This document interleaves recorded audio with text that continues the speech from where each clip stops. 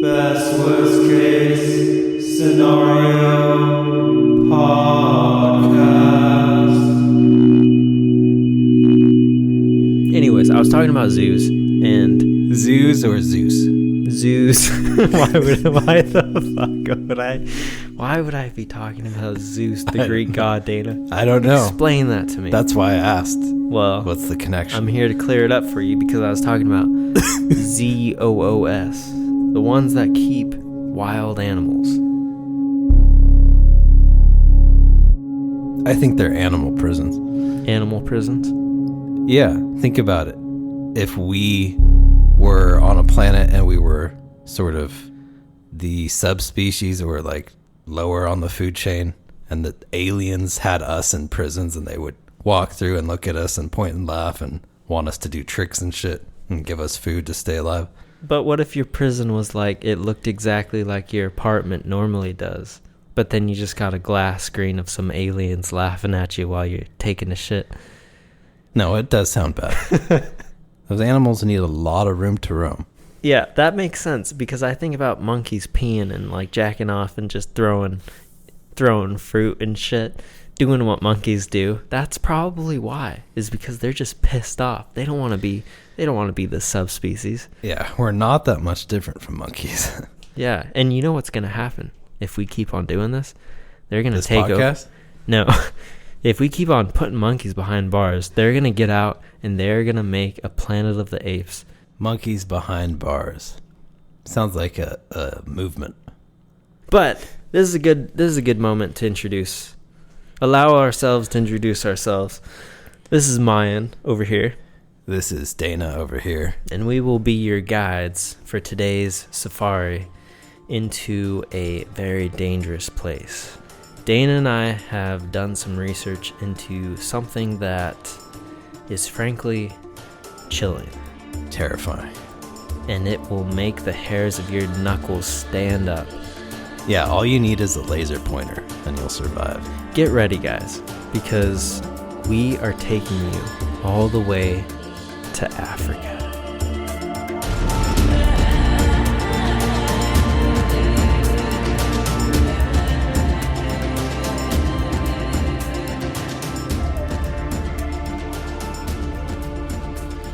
What do you know about Africa? Not a lot. They got some wild animals and some wild people. What do they have in Africa that they don't have here in the Pacific Northwest? Like everything.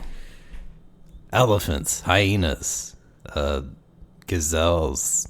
Tons of stuff that wants to eat you. A lot of stuff with sharp teeth. It sounds like the most dangerous place to be in the world. I don't know. In some areas of Africa, not all of Africa, because it's fucking huge. Right. Continent. Yeah, and so the area that we are specifically talking about in this podcast is going to be the Tsavo region, which is, I believe, eastern Kenya. And it is this place that, much like the rest of Africa, is plains and dry and arid and shitty. It's like Arizona, but you got a bunch of wild animals there trying to kill you too, not just the weather. Exactly. It's a tough place. Only the strong survive. So this place, Tsavo in particularly, is known as the worst part of Kenya. Tsavo is? Yeah, Tsavo, and it literally means slaughterland. That's what it translates to. Yeah, like Charlie and the Chocolate Factory. But instead of candy, it's fucking heads and people's wieners. Jesus Christ. Yeah, it's rough. It's rough there. And so only the strong survive. It just so happens that during the early part of the 19th century, or the latter half of the 18th century. Wait.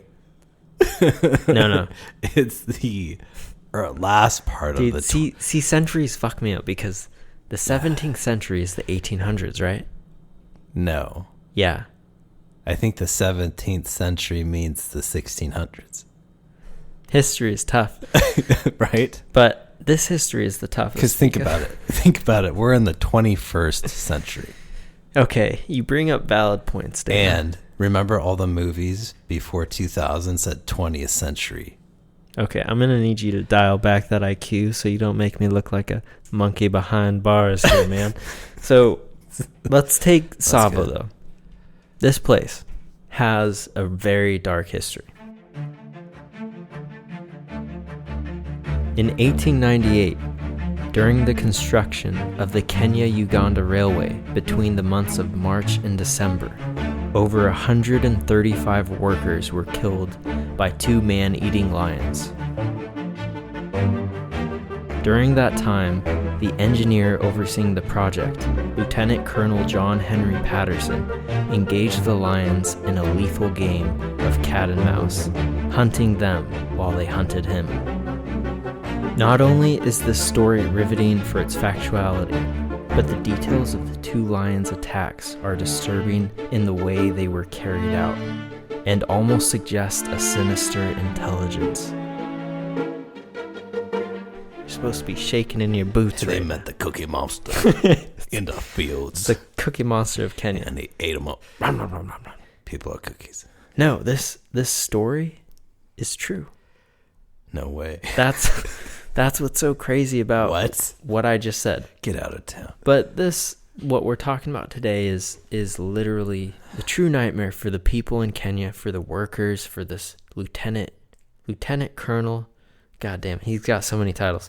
Lieutenant Colonel John Henry Patterson. That's a mouthful. I think they were demons, and so did some of the tribes. There's actually a deep, rich history of what's the word? Superstition. Like what you will find with this story. As I said earlier, there's 8,000 of these Indian workers. Pretty much when they built this railroad, they brought over tons of Indian workers. Oh yeah, like 8,000. Yeah, and they paid them good money. Because the Africans didn't want no part in it. Because they knew those fucking lions were in the job. I don't know if they knew that, but India sent over lots of workers, and they paid them very well to build this Uganda-Kenya Railroad, which was set up by the East Indian British Trading Company. Like Pirates of the Caribbean? Oh, fuck yeah. And did Patterson have like a Jack Sparrow tattoo? No. He was way too straight-laced for that, man. Wasn't he 30 when he arrived? I don't know, was he? Yeah, he was 30 years old. Damn. Think about that. Just makes me feel like a big pussy. It's like a couple, yeah, I know, right? Yeah. This dude was literally a badass. Lieutenant Colonel John Henry Patterson. This guy was appointed by the British East Indian Trading Company. You need a whole page to write his name down. To oversee this building of this railroad as the engineer. He was also tasked with ending the lion problem that we will soon be going into. Which he didn't know was a problem until he arrived. Right after he arrived, they notified him that somebody was killed by a lion. Right. And he assumed that they had killed that worker for their valuables. Exactly. So because he didn't think lions was a big deal. I know you Indians are getting paid a lot of money, so he's thinking someone killed one of the dudes, buried his body out in the woods, or not woods, plains. I'm sorry, wrong continent. The fields. And took their money. He was soon to be mistaken. So he gets there, he hears about that story, and he's like, yeah, whatever. Fuck these guys. But they don't know what the fuck they're talking about. About 5 days later, this guy Singh, who was a Sikh warrior. Zeke? Oh, he was a Sikh. A Sikh. Yeah, pretty much Singh disappeared after he died about... he died about 2 years back, yeah. He disappeared about 5 days after Patterson got there. This guy Singh, this warrior Sikh dude, disappeared. And then Patterson found lion prints all around Singh's hut. The next day, Patterson tracked the bloody prints several miles away and found Singh broken to pieces. Just like Dana broke that beer to pieces. Yeah, I'm slurping a Mac and Jacks I'm sipping the citrus mistress. And she is a cruel mistress, man. It's pretty bad. Yeah. What's she doing to you? Terrible things. I can't say it on the podcast. Wow, you sound like H.P. Lovecraft. Such terrible, unsightly things. Terrible indigestion.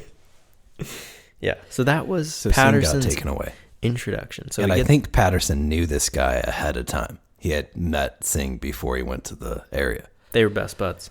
Yeah. Brothers from another mother's. And that's why Patterson was kind of skeptical when this guy was taken away. He thought somebody murdered him. But once he found those tracks, like you were saying, he's like, oh, fuck. Yeah, and he was like, who would take out Singh? Because Singh's this badass Indian warrior. Like, there's no way someone could, like, just take his money.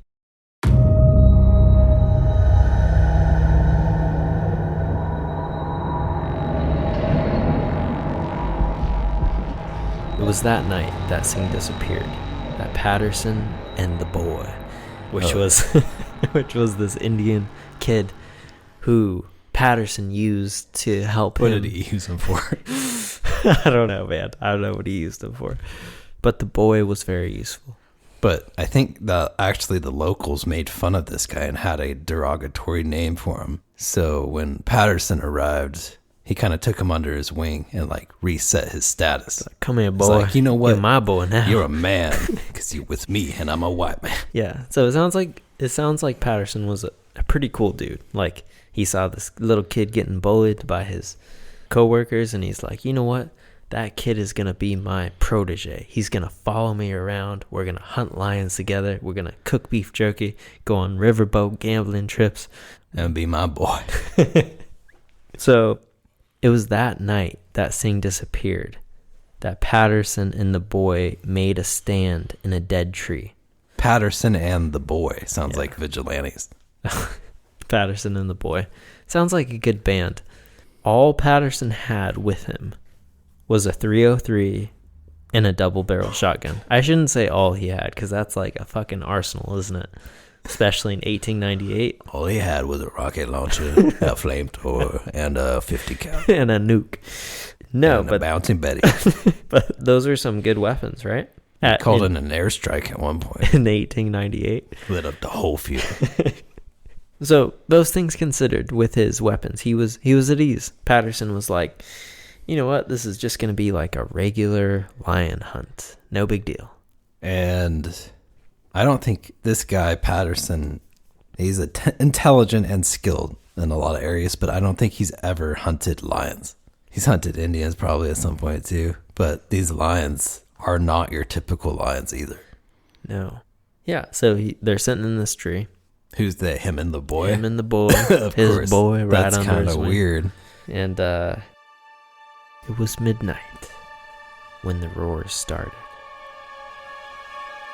Patterson heard the two lions.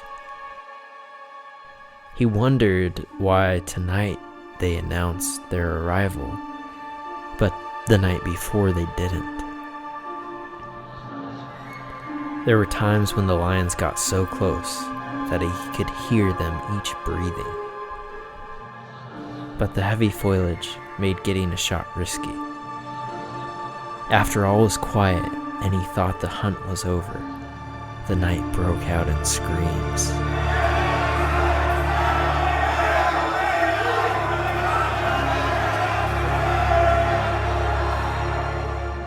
But Patterson stayed in the tree, saying he didn't want to make his companion walk through the tall, dark grass. But the next morning, he went to where the screams came from, which was the railway camp, which I believe was about 7 miles away from the railroad, the building camp. Oh, just 7 miles? A man was dragged out of his tent and eaten a few miles away. Do you think the lions, like, killed him quickly or just ate him alive? Because typically, I think lions, when they attack their prey, they grab them by the neck and they try to snap it or bleed them out. But it sounds like these lions, the Tsavo man-eaters, were kind of sadistic. They would just start eating you. They start with your ass, man. That's what I was gonna say. Yeah, so it came from the railroad camp, and he tracked the lion prints, and this was the first time that he realized these lions might not be normal, because he had expected the lions to stay on the periphery of the camp. Oh, yeah. But the paw prints showed that they had moved all throughout the interior of the camp. You're gonna have to show your camp ticket to get in here. Before selecting the poor fellow that got taken away. And a lot of workers started getting dragged out of their tents and just devoured in the dark. And then they would find remnants of the bodies. And Patterson was surprised that the lions weren't fazed by human habitation, aka the camps, or fires.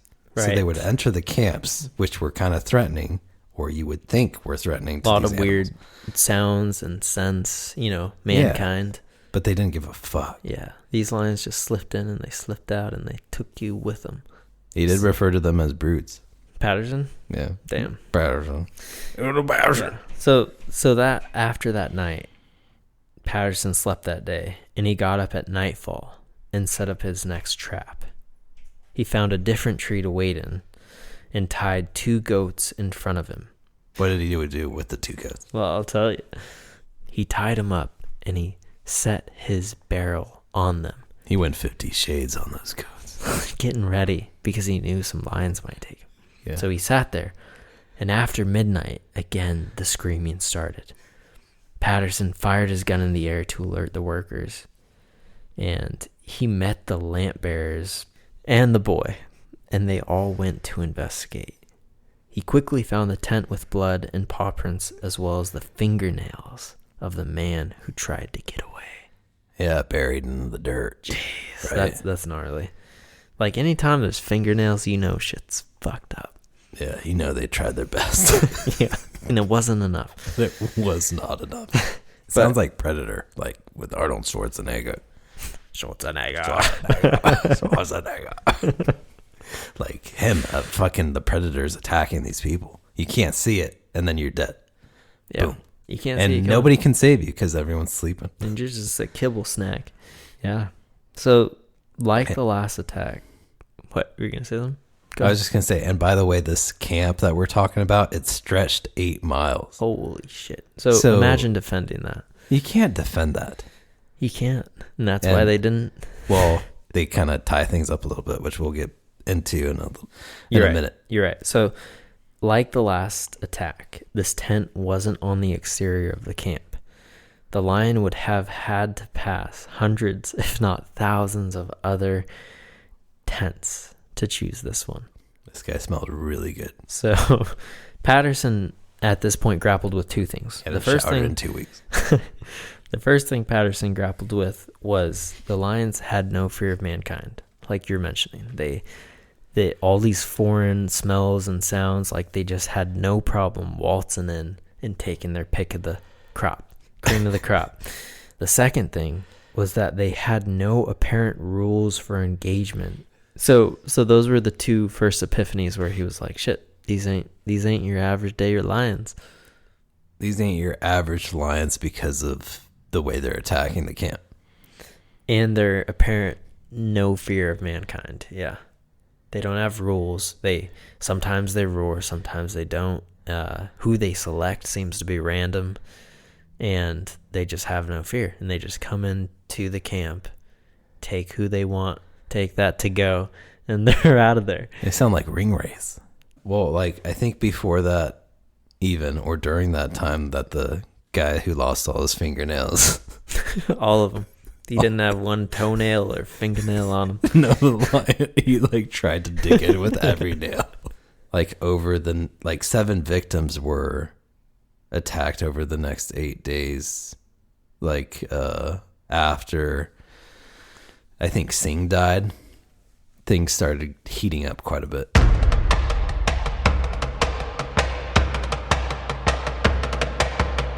So after that attack, right, they were like, shit, we got to do something. Oh shit, we got to do something. Yeah, just like that. And Patterson said, let's condense the camp. So he took the size, which was, like you're saying, like 8 miles long, and he cut it in half, which Still pretty fucking big. How long is that? 4 miles, if my there we math's go. correct. There's the map. He postponed railroad work and ordered the men to gather thorn bushes and to build a bramble wall encircling the entire encampment, Known as a boma, known as a boma. which is a thorny wall.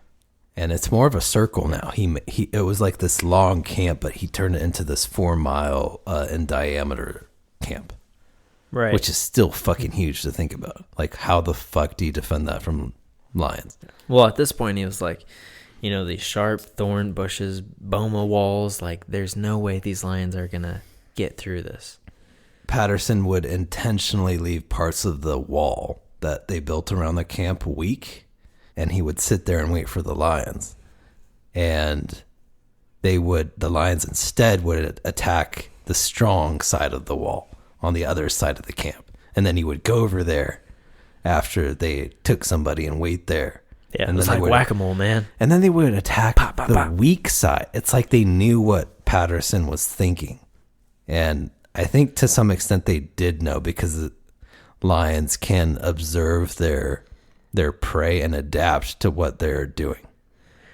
And the worst part of all is that when they took people, they'd oftentimes drag them through the boma, which was this super sharp. I don't know about deliberately. Well, hard to do that by accident when you can take them over. They would literally decide to go through it rather than over. It's more convenient. And it was just these super sharp thorns, and these people would just get shredded up. Pretty much think about like a barbed wire fence, but it's like natural. Yeah. Like these, like think of sticker bushes, but the thorns are huge and they're everywhere, and the lions are dragging their prey right through there. Right. And I think it's because the lion's hide and skin is thicker, so they can go through.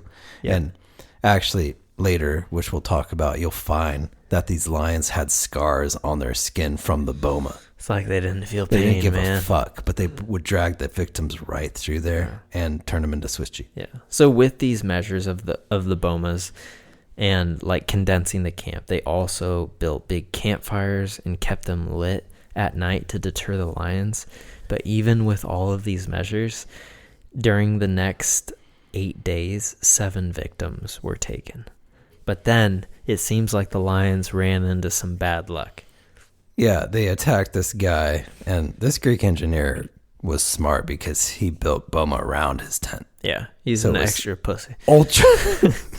That's why they went for him, because they're like, look at that pussy right there. Yeah. We're going to eat that. He built a boma around within the boma. We're going to eat that pussy right there.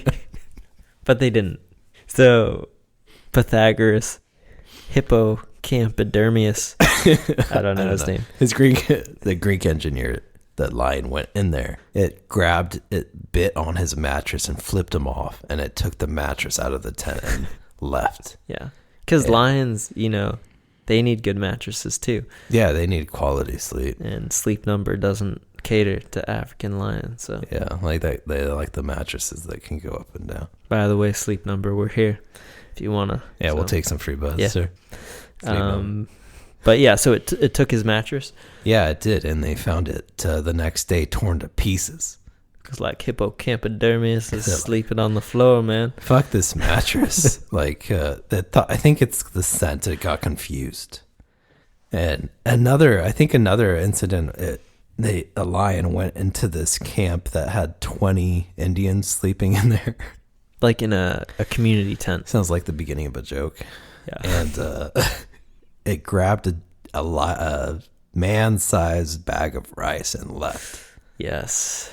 And they all woke up, obviously, and they heard it kind of whining on the other side of the wall, because it realized that what it grabbed wasn't edible. Yeah.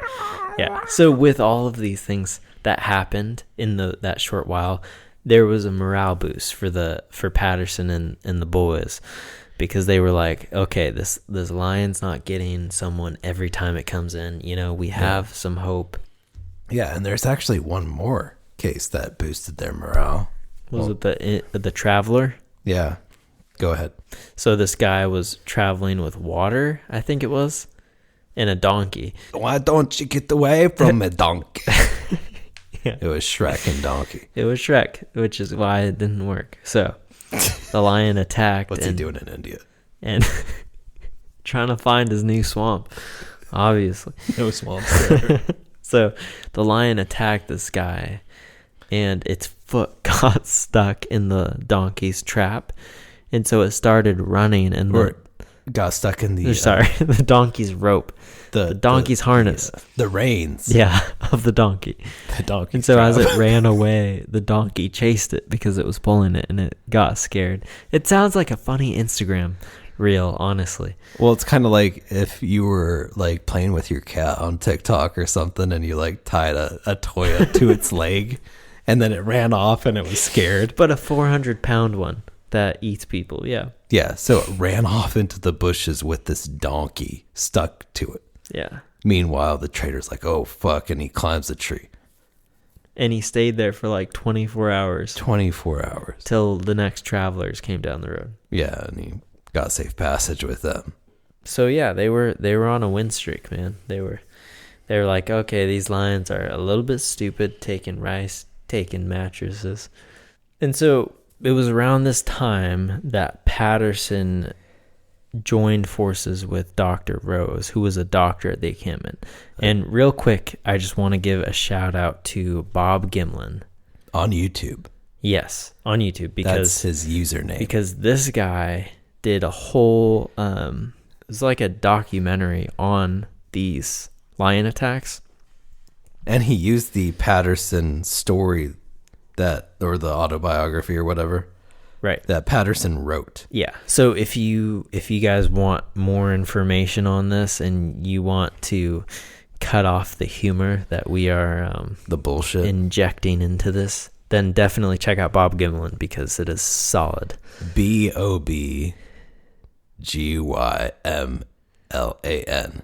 And that's not his real name. That's actually a nod to the guy who recorded the Patterson Gimlin film for Bigfoot. So that's his pseudonym. Oh my gosh, I should know that. We covered Bigfoot. Right. So definitely check out that guy. Yeah. Thank you, Bob. Thank you, Bob. You're the man, Bob. Your video is great. So he teamed up with Rose, Dr. Rose, and the next day found ever closer loops. Sorry, let me retrack. Okay, so Dr. Rose was a doctor.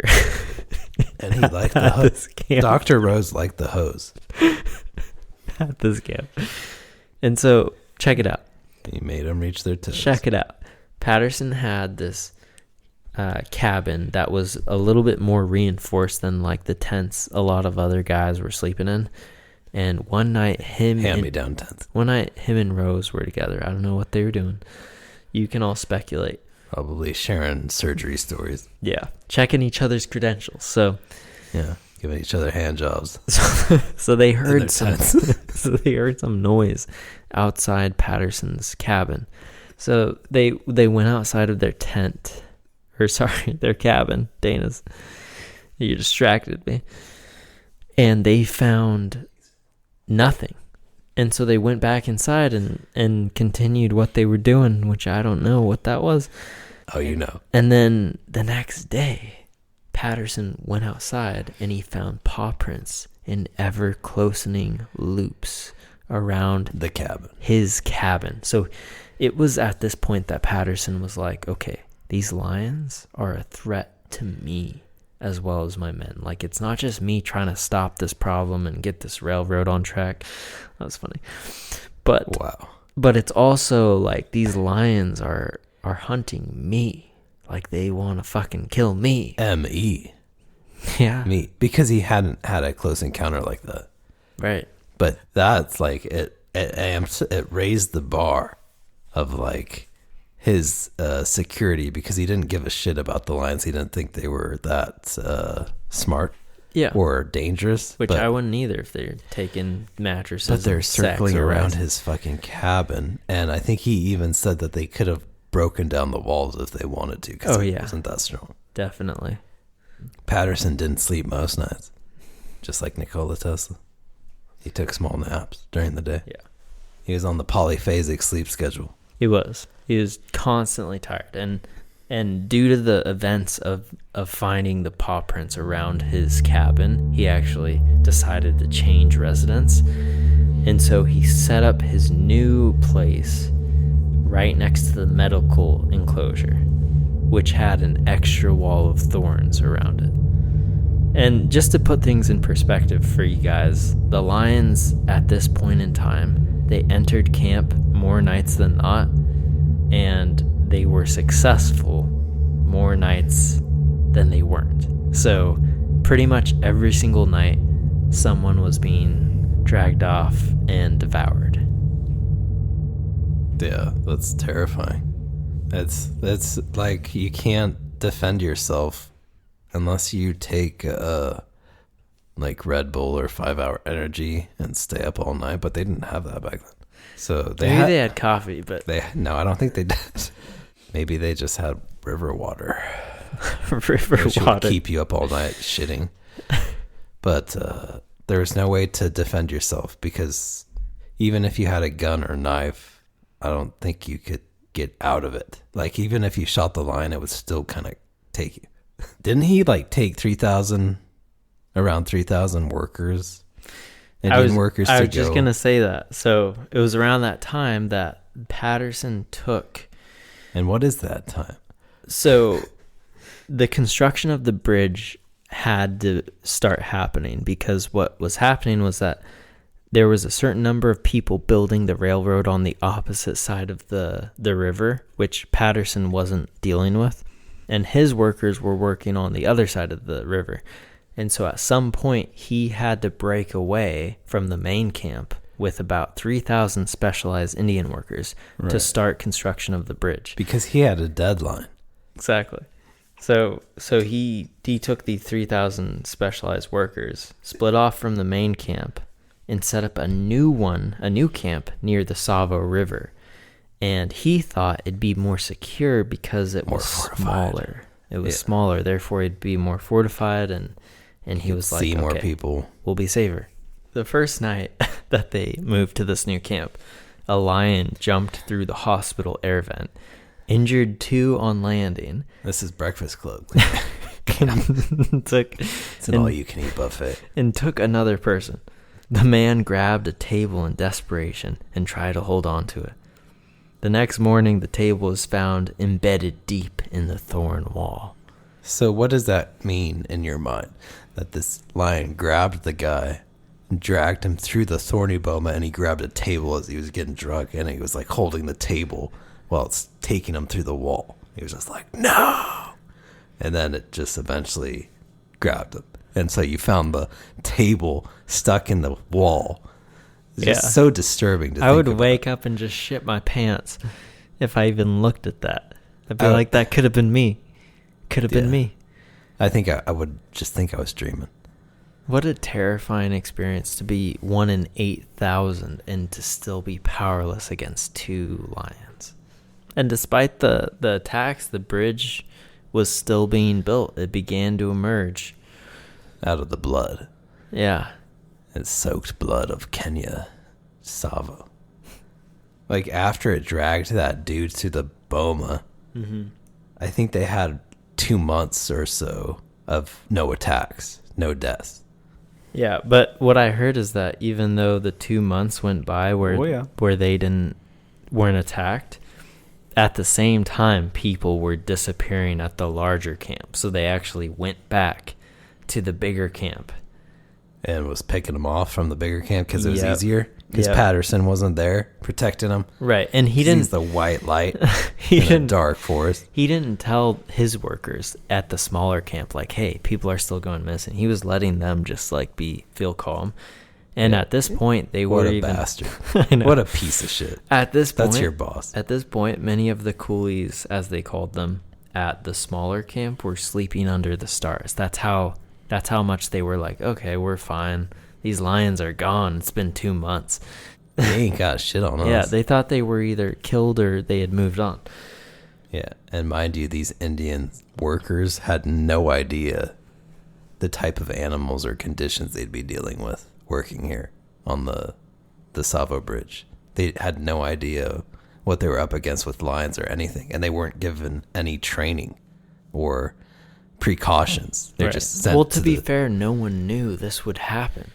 Yeah, You know, but lions you kind of to- want to tell your workers that But there's lions to act in this way, it was just so unheard of. But yeah, after that 2 months, in July, they returned.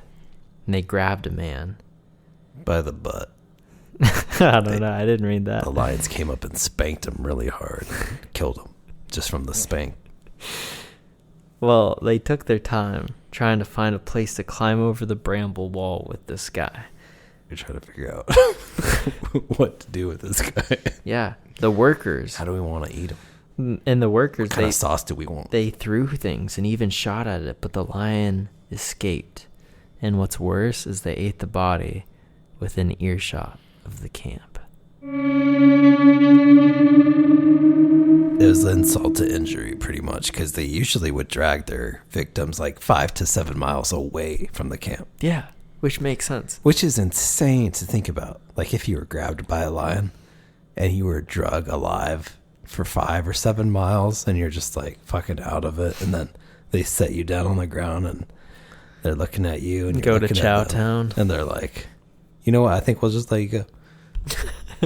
Dude.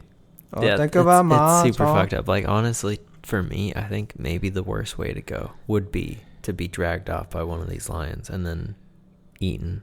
And one of the worst things, this is a warning if you're squeamish, Yeah. stop listening. But Keep listening. the lion's tongue was so sandpapery that they could literally lick the flesh from you. So oftentimes they would lick the face because that's where a lot of fat is stored in your cheeks. And so Patterson butt would cheeks. Patterson would find these corpses with like pretty Oh, much butts. smiles on their face from the licked off flesh. So they looked like the Joker. They'd look like the Joker. You ever see a cat like licking itself? Yeah. That's what they would do to you. Times 1,000 though in sandpaper power. You can tell I don't use sandpaper that much. Yeah, they got like 50 grit on their tongue. They could fucking sand a house That's down. true grit right there. The biggest mistake you ever make. That's just Jeff Bridges' line. And around this time they started roaring again, announcing their presence. Like Katy Perry. It got to a point where it was so bad that over 1,000 workers left, and Patterson wrote to Mombasa, and Whitehead, who was a district officer, and he pretty much said like, hey, we need help, we're getting owned. He had a cousin named Blackhead. And he was on his face, man. On his nose. Whitehead, he was a district officer, and Patterson was like, hey, we need help, we're getting owned here. And Whitehead, who kind of thought of himself as like a big game hunter, he Think a fat Colonel Sanders with a rifle. pretty much, he replied, and he said he would come with a group of African warriors whose indoctrination involved killing a lion. God damn, that's probably the most badass initiation ever. Yeah. So Whitehead went there, and Patterson was waiting for him, and he didn't show up on the day that he said he would. And so he came the next day, and he came up to Patterson, and he's like, check out these claw marks. And he took off his shirt, and Patterson saw this big fucking claw mark on Whitehead's chest. And he's like, look at this. Is this how you welcome someone who just gets here for dinner? And Patterson asked him about it, and Whitehead said that when they had gotten to the train in Tsavo, that he went out to scout around, and a lion just fucking jumped out of the woods, plains, and it just attacked him, and it dragged Abdullah, his servant, off into the woods. I think he might be full of bullshit a little bit. Me? No, Whitehead. I think he made the Ascaris slash him up. You think? Yeah. Because Patterson said he inspected it, and that It he was had a seen lion. so many lion attacks that he knew Right. it was a lion. But what are the chances this Whitehead dude would be attacked by a lion? In Like a broad claw daylight? mark? No. A claw mark and then nothing else. Like, I feel like the lion would have dragged him off if it was that close. I don't know. That's interesting, though. Like, what would you have to gain from lying about that? From lying about That's that? what I was just about to say. Regardless, Whitehead meets up with Patterson, and they they put their heads together and they think about how do we get these lions, because these lions are fucking up my railroad. They're making it so I can't do my job as a railroad engineer. So what they do is they make this 50-pound ball of yarn and they roll it down the tracks and they get a laser pointer and they point it right off a cliff and both the lions jump off. Yeah. And that's how it ends. And that would be the Disney version, man. But it didn't happen like that. But you're right. They did come up with a trap. But also, by this time that we're talking about, more than 1,000 workers had left by this time because they were done. They were so fucking done with the lion attacks. They're like, fuck this. I don't care about your money. I'm going to die if I stay here. It had been, I think, by this time, like 10 months since they were dealing with this issue. Right. It's been a fat minute, and Patterson was like, you know what? I'm gonna figure this out. So he, the Iron Man genius that he is, he designs this crazy trap that is metal, right? It's like it's metal. And it's this huge trap where the lion walks into the trap, which is disguised as a regular hut. Once it walks in, it trips this wire that slams this guillotine iron door shut. And then inside of the trap are these metal bars spaced closely together. And on the other side of that are 3 to 4 guys with guns. So pretty much the lion walks in, trips the trap. The people with guns have like 4 feet to just shoot this thing up. Like, what could go wrong?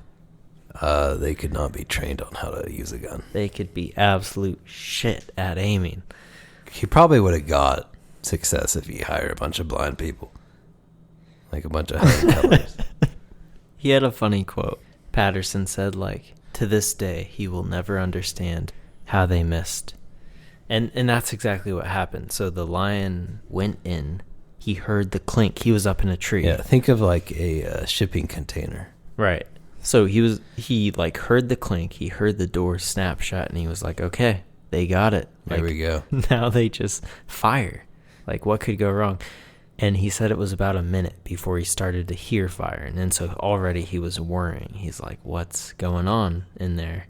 What are they doing? They were like too scared to shoot it. They were too scared. The lion's roars in this little metallic trap were so loud that many of the men had hearing damage permanently. Permanent hearing damage from the roaring of the lion. The Katy Perry was right. Yeah. Katy Perry made them deaf. Goddamn. They Katy just Perry. put that fucking song on loop. Yeah. The next thing that tipped him off that it wasn't going well was he started to hear bullets whizzing by his head. Patterson, even though he was 90 degrees to where the men were. Why wasn't Patterson in here? Well, he was the previous night, but then the following night he decided to go and stay in a perch with Whitehead. He's perched up in a tree like With a Whitehead. fucking robin. Yeah, because he was like, you know what? Like a blue jay. Like, I want to try to shoot these lions. So he's like, I gave him guns. This lion's going to come in. How could they miss it? So he kind of just assumed, like... Was it 4 guys in there? Yeah.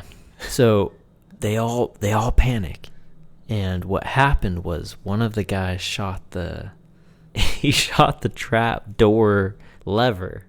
And what happened was it lifted the door and the lion literally just jumped out, and it was like the only... I'm going to eat you another day. It was the only way the lion could have escaped, and it happened. And at this point, Patterson was like, there's something going on here. Yeah, like my workforce is retarded. Something's coming. Like they either can't see or they can't aim or something. And they can't even build this fucking bridge. They were just so terrified. They're I don't think so useless. I don't think they wanted to shoot it because they'd like get cursed if they did. But what I would have done with that trap is instead of make bars where you can shoot it from that side, I would make a bunch of holes on the side of it, round holes, and have like 10 guys on each side with long spears and just stab at it until it was dead. Damn, dude. You're scary. Hit me up, Patterson. Yeah, I'll have his dead ass hit you up, man. Like, that's a good idea, though. But at the same time, I get why he did it that way, because those guys in there were like really covert, and you didn't need that many people. So the lion went in there, then it shut, and it just like boom, boom, boom.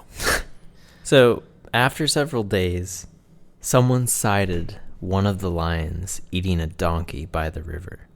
And Patterson got a bunch of people together with pans and shovels and picks to flush out the lion into the open. And it worked. The lion was only 15 feet away when Patterson tried to shoot it. But the gun, it misfired. The lion came forward, but all the people around spooked it, and it sauntered off. Sauntered. Really? That's what a lion does. It's like sauntered. It's like a fuck you. Like, I could take you, but I'm just gonna walk off. Trot off. Come on, take me. It sounds like a pussy retreat to me. That same night, Patterson climbed into a tree alone and waited. He considered all the past failures he had made with the lions. He said it was this night that he slipped into a trance, becoming one with the desert. Around midnight, he thought he heard a footfall, but then an hour went by with nothing. And then bam, he was struck on the back of his head by an owl. Not long after this, Patterson heard a deep, slow sigh, and he knew it was a lion. Without moving a muscle, his eyes scanned the grass, and there it was, a dark shape emerging from the brush, silent as death. He pretended not to notice, to lull the lion into feeling safe, knowing that where he sat in the tree was within jumping distance of the lion, which is around 12 feet. Quickly, he brought his .303 around, and at that moment the lion sprang at him. Patterson shot it 3 times. Hearing the satisfying noise of his bullets hitting their mark, the lion hissed and roared as it scrambled to its feet, only to fall over again. The workers heard the noises and began to cheer. Patterson wanted to track the beast that night, but he knew these lions well and didn't want to underestimate them. In the morning, Patterson eagerly followed the trail of blood and paw prints, and not more than 100 feet from the tree lay one of the lions, dead at last. Are you sure it's dead? I think you gotta light that fucker on fire, man. I know. These things don't stay dead. Think of Arnold Schwarzenegger, what he would do. This thing was... We have to take it out. No. Destroy it. Light it on fire. Wow. Yes, I agree. That's what they should have done, because this thing was 9 feet 8 inches long. Including the tail? Yeah, and it took 8 men to carry the dead body of it. You know what? I have a suspicion of why these 2 lions were such bitches. Why? Because they didn't have manes. These 2 lions, the Tsavo man-eaters, it's sort of rare for male lions not to have a mane. It's a little more common in Tsavo, Tanzania area for male lions not to have a mane, but these 2 didn't, and it was considered to be sort of an anomaly. So they're like lion cross-dressers is what you're saying. What I'm saying is it would be like 2 men who couldn't grow beards or mustaches, just getting pissed at the world, and they're like, fuck everything. Isn't that a good analogy? I don't know, man. They couldn't grow a mane, just like Hot Rod. So he killed this first lion. It's done. It's dead. Good for him. It only took him a year. He must have felt like such a badass. Just bah! Yeah, because he had spent the last 10, 11 months trying to kill these lions and not even doing his job. I know. Because these lions were affecting his job so much, he had to make it his priority. Right. Like, could you imagine how annoying that would be? He was an engineer and foreman of an entire railroad, and he took it upon himself to take out these lions that were terrorizing his men. Like, what a badass. Just look at Val Kilmer. Isn't he a badass? But what you're referring to is, of course, the Ghost in the Darkness, which is a movie based off of what we're talking about. And right it's now. really close. You should watch it. It's like a documentary. It's super good. It's like 90% accurate. One thing I will say though is that the story It's more dramatic. is even better than the movie, even as good as the movie is, because it has Val Kilmer, it has Michael Douglas, who's a fucking legend in that. He's like Kid Rock on crack. Actually, Kid Rock probably. Kid Rock. Kid Rock. He's got some man boobs now. He's getting up there.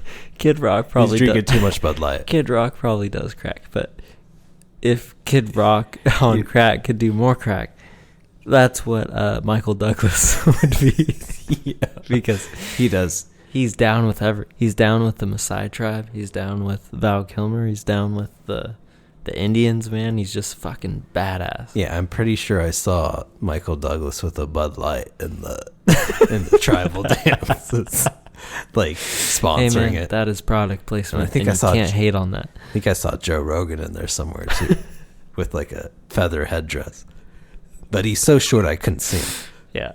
Yeah, he would stand out in the Maasai. But you're right. Michael Douglas, for some reason, looked and embodied Kid Rock in that movie. Definitely recommend Ghosts in the Darkness. Check it out. Ghost and the Darkness. So we killed the first lion. Now Right. let's kill the second one. Right. So 10 days of 10 days. quiet after one of the lions was killed. Yeah. The lion had to do he had to take a 10-week paid vacation. Sabbatical. For grievance. But after that, on the 11th day, He went back to work. he had to get back to work. On the 11th day, And double time it. a worker heard noises outside. Initially, he thought it was just some other Indian workers going through his valuables, which I don't know why he kept those outside, but Sounds a little racist too. it is weird. So he shouted. He's like, "Hey!" And no reply. And he didn't hear anything. And he half considered getting up and like telling them off and being like, "You guys fucking." And this guy You was guys an party engineer. way too I think. hard. I think he was an engineer, so he was like higher in the Ranks? ranks. Okay. He didn't get up though. But the next day, he gets up and he sees paw prints all around his tent, and he realized. And also, there was a half-eaten goat, by the way. I don't know why there were just goats outside of their tents. I really don't understand. Haven't you ever seen Jurassic Park? And you put goats in front of predators. Just risky. Yeah, so he didn't get up, and then the next day he found paw prints, and then, obviously there's a half-eaten goat. So he realized that if he would have gotten up, he would have gotten eaten. So that next night, Patterson put 2 goats next to the half-consumed one. So he got into a perch in one of his favorite trees next to that. He said it was a dark night with no moon or stars. He thought he heard a grunt, but he wasn't sure. The morning light showed one of the goats was gone, and he didn't even see it. Not even with his night vision goggles. Isn't that crazy? Like, to steal a goat out from under the nose of this Patterson guy? Yeah, and I think he had a pretty big nose too, from reports. It's crazy. So he tracked the blood of the taken goat to another half-eaten carcass. And it was then that Patterson erected a wooden perch right there to keep eyes on the body. This night was even darker. Just after midnight, they heard a twig snap. And by they, I mean the boy and him. A huge shadow was closing in from behind the scaffolding, moving towards the goat. Patterson fired both barrels of his gun. The lion fell, but jumped back up, hissing, and retreated into the brush. Patterson knew by how much blood there was that his bullets had struck home. But the next day, when he tracked the blood, the trail turned cold, and nothing more was seen of the lion for 10 days. But then, on the 10th night, the still air was broken by screams. The lion had climbed into a community tent, but the gunfire and shouting drove back the lion, and it left unsuccessful. Patterson knew it was shaken, either from losing its companion or being wounded from Patterson's shot 10 days earlier. The next night, Patterson tried again and climbed into a tree, despite being sleep deprived and having fits of fever. Luckily, he had the boy with him to help keep him awake. Patterson had fallen asleep at some point in the night when the boy tugged at his arm. Patterson opened his eyes while remaining motionless and looked down. The full moon illuminated the clearing, and he saw the crouched man-eater. And what's more, the lion didn't know it was spotted. Patterson was amazed at the stealth the old lion showed. It was skilled at the hunting of man. Every footfall found firm earth. It slunk behind every bush, and each move it made was patient and calculating. It circled Patterson and the boy in ever closer loops. And it was then that Patterson realized it wasn't looking at the goat, but at them in the tree.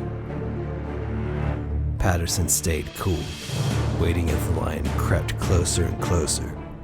He knew where the lion would move next, and when it did, he fired. 5 times his .303 went off, and he knew the first round had hit, along with the last 2. The lion disappeared into the night, its screams of agony echoing across the plains.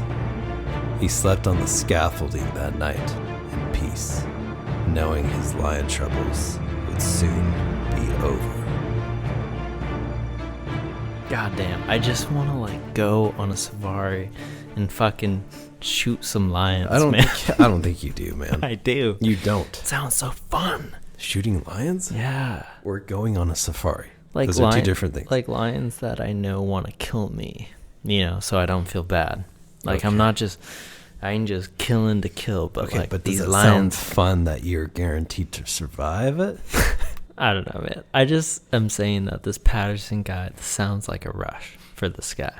It's a year of no sleep. That sounded great.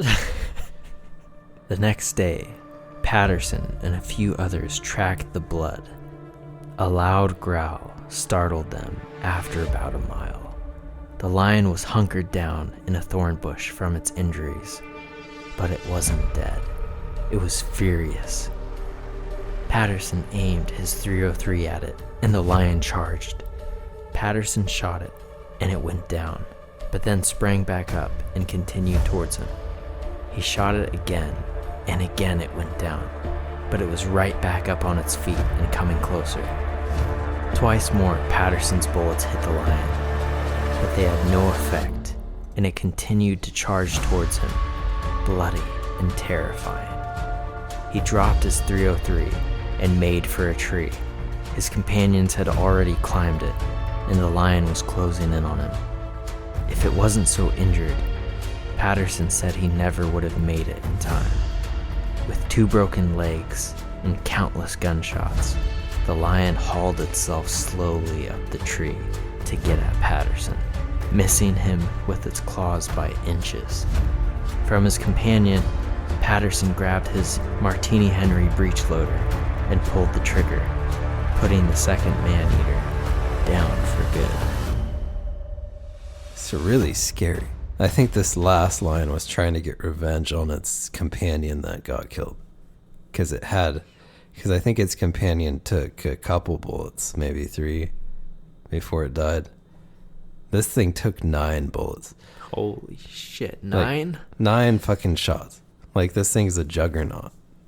I think it took 2 or 3 when it was first injured, and then it disappeared and it came back and he shot it so many fucking times. It kept getting back up and coming, and it just got to the point where it's using its forearms to crawl at him. That's so scary to me that you can't kill this thing. Yeah. And then you climb a tree and it's still climbing up at you. It's it's bloodthirsty. It's on adrenaline. Bloodthirsty is a good word for that. Yeah, man. What's the aftermath of this thing? Well, aftermath is that Did they get the Patterson, bridge done? they did. Val Kilmer got his lead role. Yeah, he got his only cool role, and then he got fat. Patterson said, though, that he himself was involved with 135 casualties, but he thought the actual count from these lion attacks might be closer to 300 when factoring in things he wasn't involved with and the neighboring villages. Yeah, I don't think it's that crazy to say that it was around 300 people. I don't think so either, because there's other man-eaters in history, like the Champawat. I don't know if I'm See if I can make it shut Champawat up. lion. Is that a Noompa Loompa? Like, this lion apparently killed like hundreds of people You're by itself. And You're these, lying. No, I'm not lying. I'm tigering, man. And these You take these lions were two together, and the possibility of them killing around 300 people is not that crazy. Yeah, over a year. Yeah. Especially because they found that the lions didn't eat everything of the humans that they took. They ate like maybe half. These lions, these two lions, the Tsavo man-eaters were actually really picky eaters with what they took. They wouldn't eat like a whole carcass of something. They would eat like a small part and then leave it. So some people speculate they were killing for sport with these humans. Some of them, they wouldn't eat much of at all. Man. They just killed them. So that makes you wonder They're like the predators. what their motive was. Predators. Were out they there. protecting their homeland from like industrialization and humanization? Is it that thing in the movie of Ghost in the Darkness where these African spirits were sent here to stop the spread of the white man, to stop the bridge, to stop the trail, to stop the railroad? Yeah, I guess we'll never know. But they're still dealing with issues today in Tanzania. It's a pretty fucked up place to live in because there's a lot of lions over there and they're still killing a lot of people today. Damn. And the lion population has gone down quite a bit. But you got a lot of people spreading out too because of like agriculture. And these people are not ready to fight these lions.